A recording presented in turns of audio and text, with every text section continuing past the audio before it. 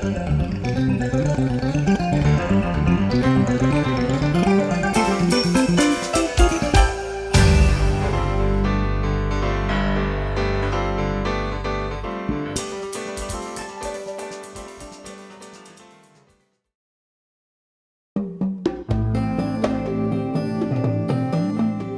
10th, 2017, and a beautiful pink sunrise. 16 of us are about to embark on a 226-mile, 21-day trip from Lee's Ferry to Diamond Creek in the heart of the Grand Canyon. My name is Kevin Buck. I'm the official trip leader, otherwise known as the cat herder. It's my first time in the Grand Canyon. We're a diverse group, 5 kayakers, 11 rafters and sometimes inflatable kayakers, 2 brothers, 4 couples, a father and daughter, and 9 on their first Grand Canyon River trip. I'm Chris Weiss.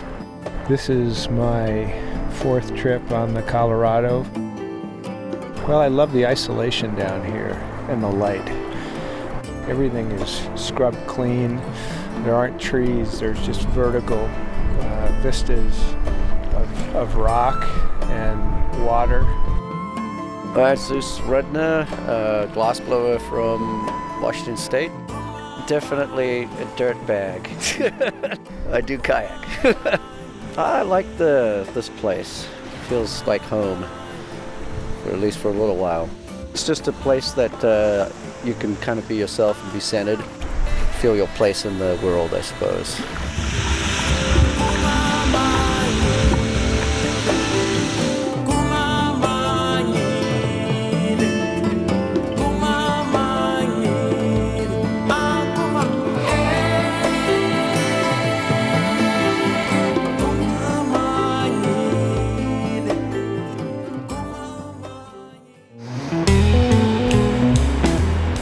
House Rock Rapid, 20 miles from the start, is the first big whitewater challenge. The river snakes around a gravel bar and slams hard against a big rock wall on river left. Kayakers can sneak through on the right, but rafters have to confront the huge waves and deep holes in the main current. Jim Kokendorfer had originally joined the trip as a passenger, but we apparently needed more beer and more firewood that could be carried without his help on the oars. His last big rowing experience was 20 years ago. When I got to House Rock, I was ready to say, okay, I want out on this. And it was obviously going to flip me. And at that point, I was terrified. And so I got Mike Hamish to ride in the back with me, which made me feel a little bit better.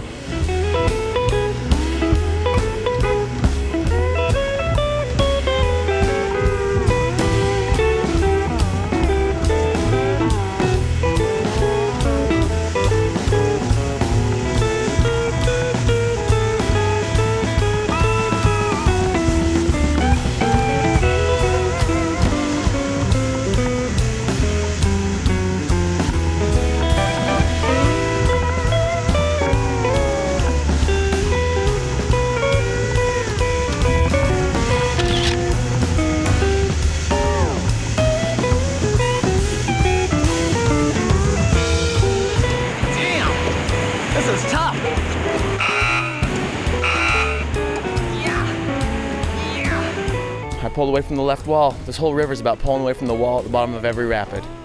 Every one.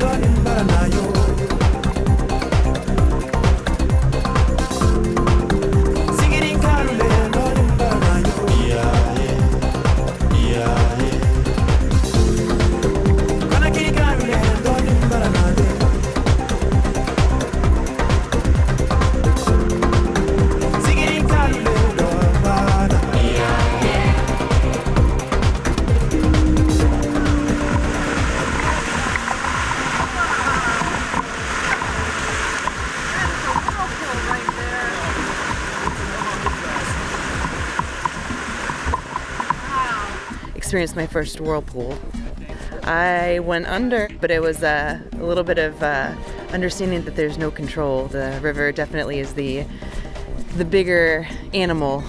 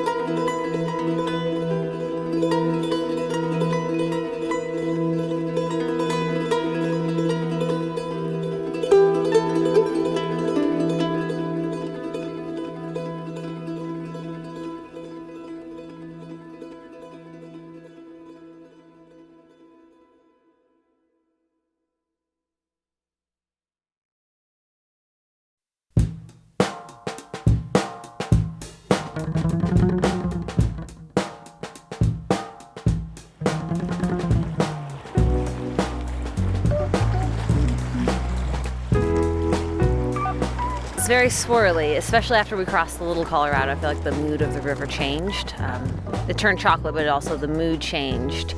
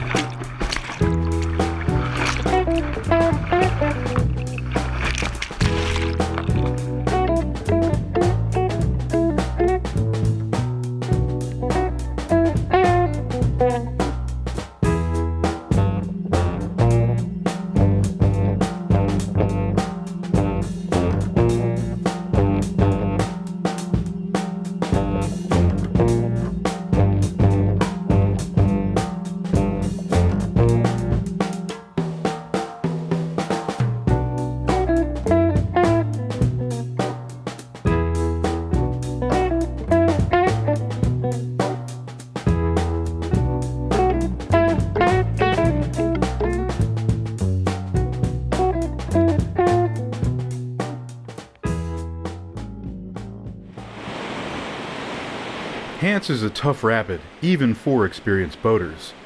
That's why we were all excited to see Austin, who has very limited experience in an IK, take a shot at it. So how did it go? Oh, that was terrible. That was pretty shitty. I hit a hole and flew into that thing. I swam the whole thing. As long as you're not afraid to swim, it seems like it's okay to give it a try and practice. That's like the worst that can happen. You just have to keep your head above water, right?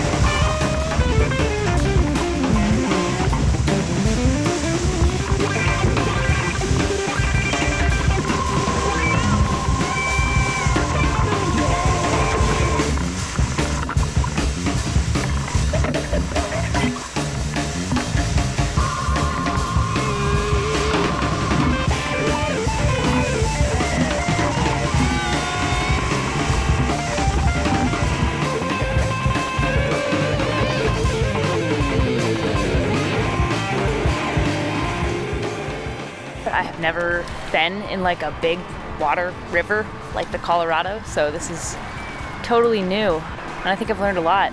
I was glad to be in Dan's raft because he has a lot of rafting experience that I do not have, so I actually feel pretty comfortable with him rowing. Hold on!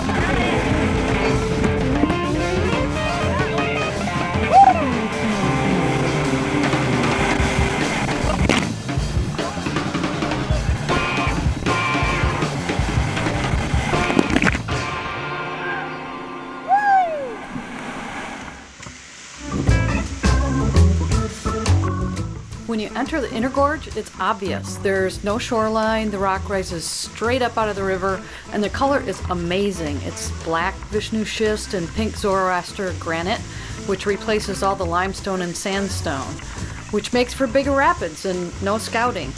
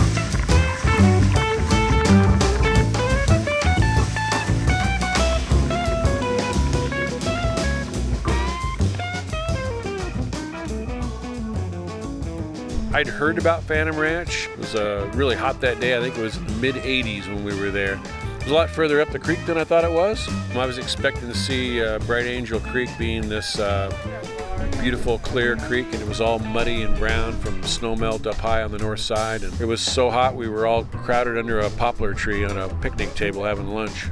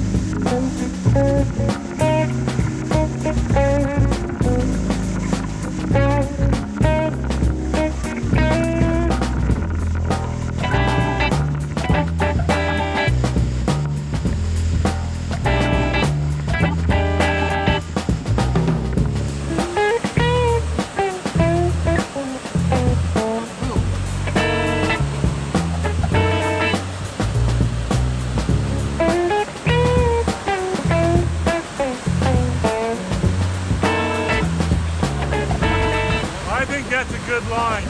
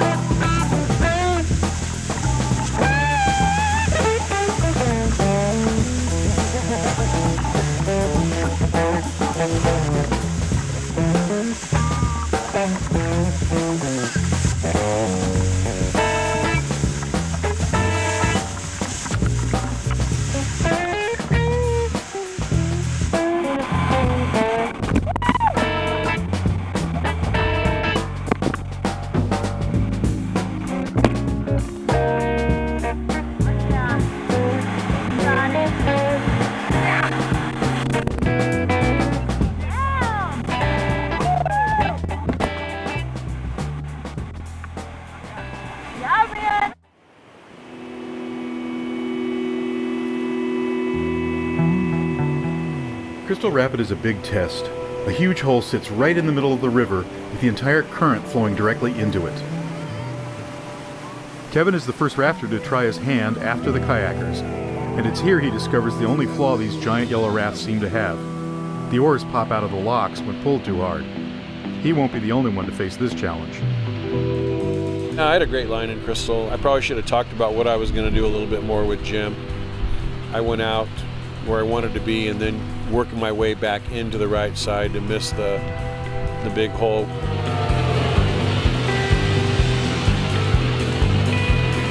I'd hate to guide my boat through this with only one oar. Fortunately, I know from my last trip to hug the shoreline, and that's the ticket.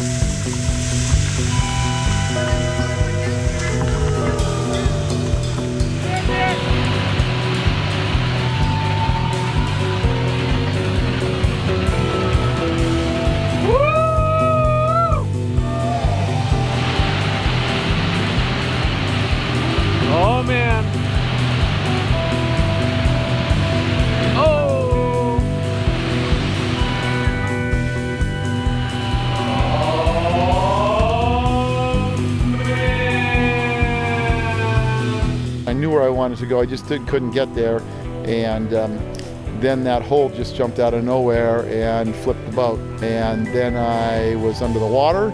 I went underneath the boat before it landed, and then I managed to get back connected to the boat afterwards, and the boat eddied out, and I jumped on Ben's raft, and while it was somewhat traumatic, it was not as bad as perhaps it could have been.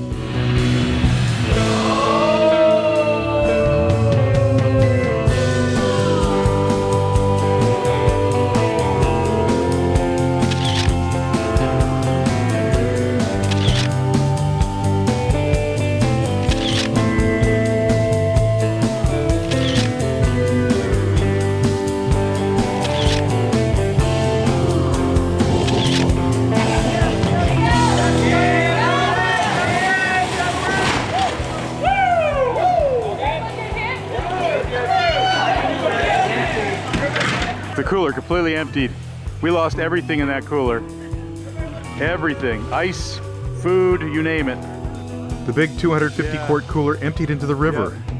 We were able to retrieve some eggs, yogurt, and sour cream, but the tofurkey and boca burgers were never seen again. Looks like I'm eating tonight. And that's it for the trip.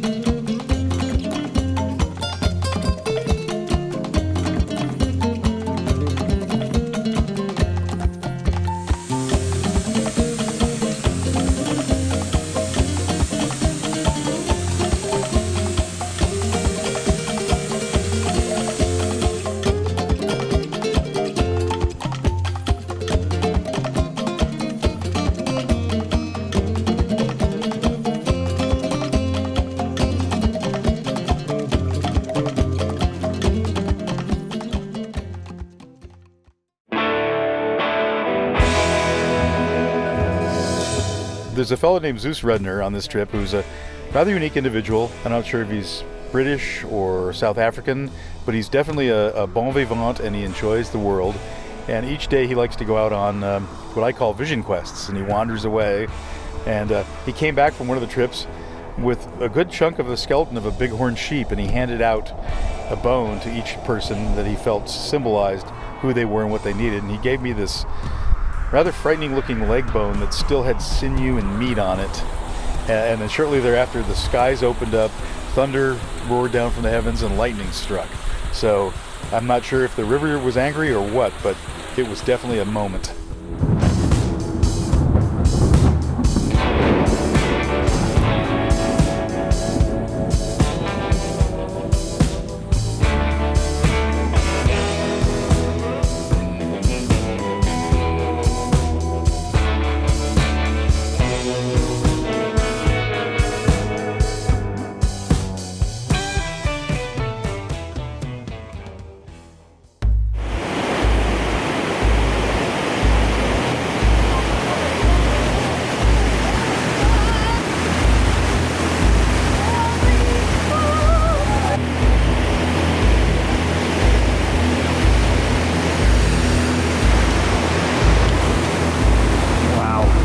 Just missed it. Holy crap.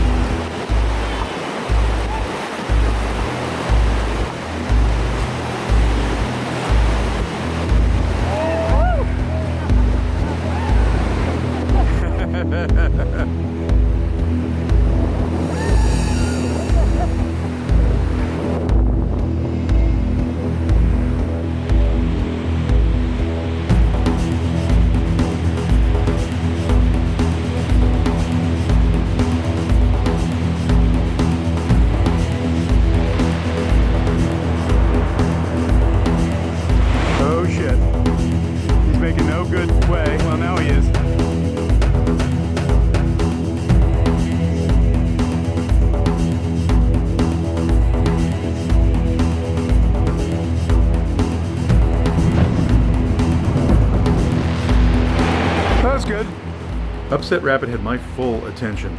It was named by early river runners who upset a boat and suffered a drowning. My last trip we didn't scout and paid the price. 2 of our 5 boats flipped in the big hole at the bottom.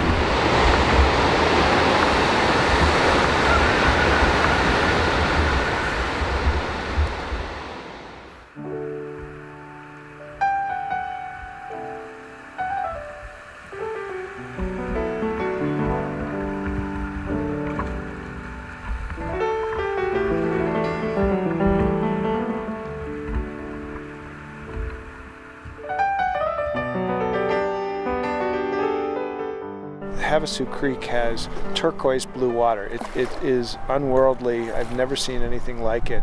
The water comes out of springs that run through the limestone layers, and the water's warmer than the Colorado River, and there are these white terraces of waterfalls as we walk up. And as we hiked up all probably 4 hours up, 3.5, 4 hours up, you can constantly cross back and forth across the water. Sometimes it's up to your ankles, sometimes it's up to your waist, and it was just a fantastic hike. We have 16 people on the trip.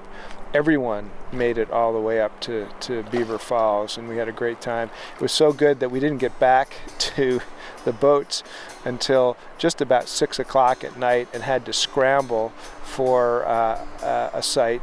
Fortunately, we had mac and cheese and boxed tomato soup that night, so we were able to make dinner, and as soon as it was dark, everyone was asleep for the night. It was a great day.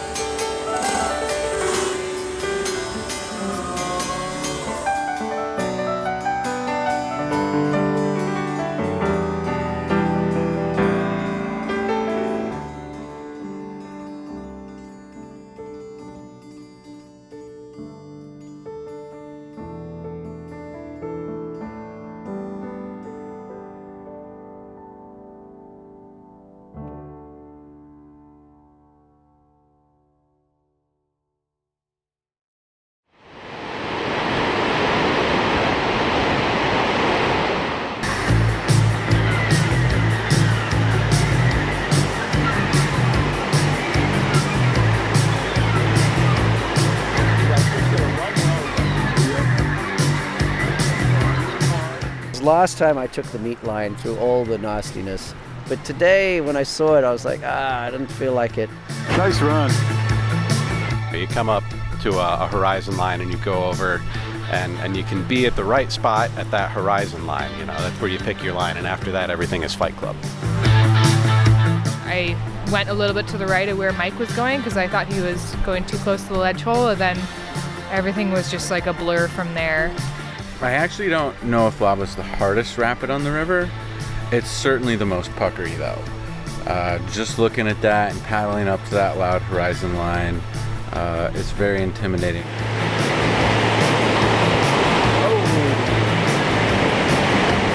He's good. He's good.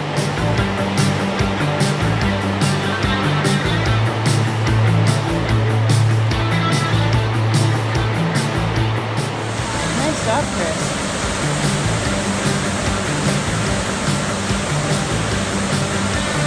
Is he trying to surf it? Oh, yeah!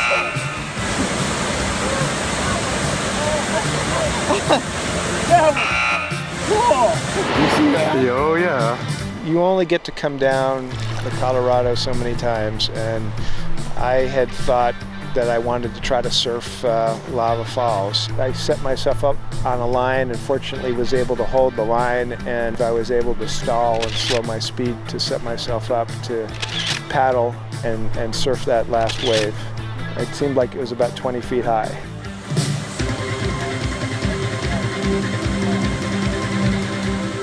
The hardest one by far. It looked confusing.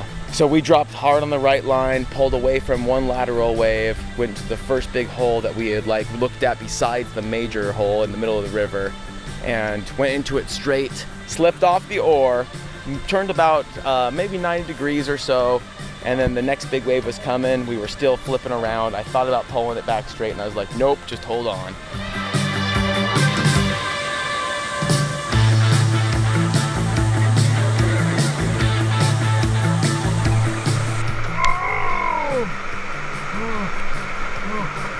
I love you, river. I love you, river. I love you, river. I was yelling some profanity as I was coming into that thing. I got knocked off. As soon as I hit that V wave, I could feel my body just being thrown off the back of the raft. And somehow I managed to catch my arm on the little yellow throw cushion that I happened to strap to the back of my backrest. The ledge hole. It's below the horizon line, so you can't see it, and so you have to set up prior to seeing the hole. When I walked over the hill and looked at that, I thought this is going to be a tough move, especially seeing that the current was flowing off of River Right and flowing, pushing you toward the ledge hole.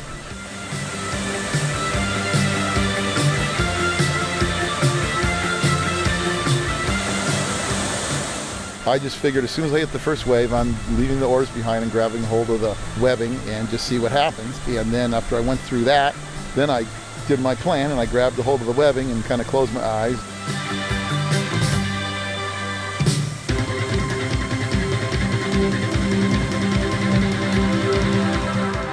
Here we go. Every trip is a trip of a lifetime. Every trip is unique. Every trip has special moments you'll never see again. The rapids were very different than the last time because we had more water this time. If you go back to the Greek philosopher Heraclitus, who said you can never dip your foot into the same river twice because you are not the same person and it is not the same river, that applies to the Grand Canyon as well. On this second trip, I approached Lava Falls with new eyes and it really paid off. This is my second time down Lava Falls. The first time I was really, really nervous, and I was sure that I was probably going to drown. The second time I saw lava, I felt completely comfortable. Yeah.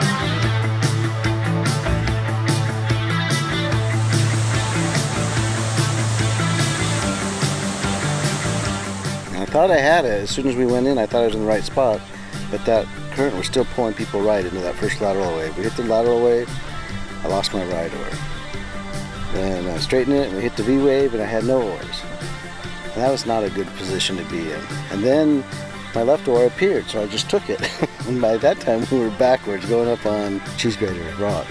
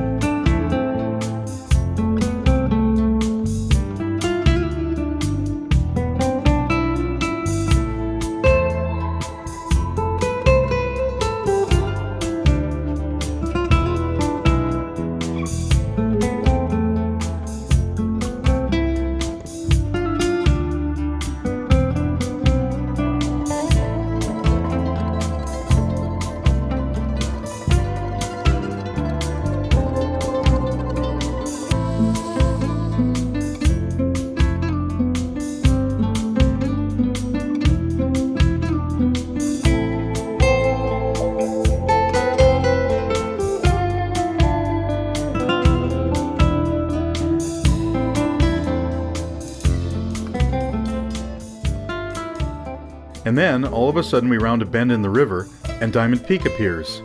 The trip is over. But judging by the 16 big smiles, this trip of a lifetime will linger on.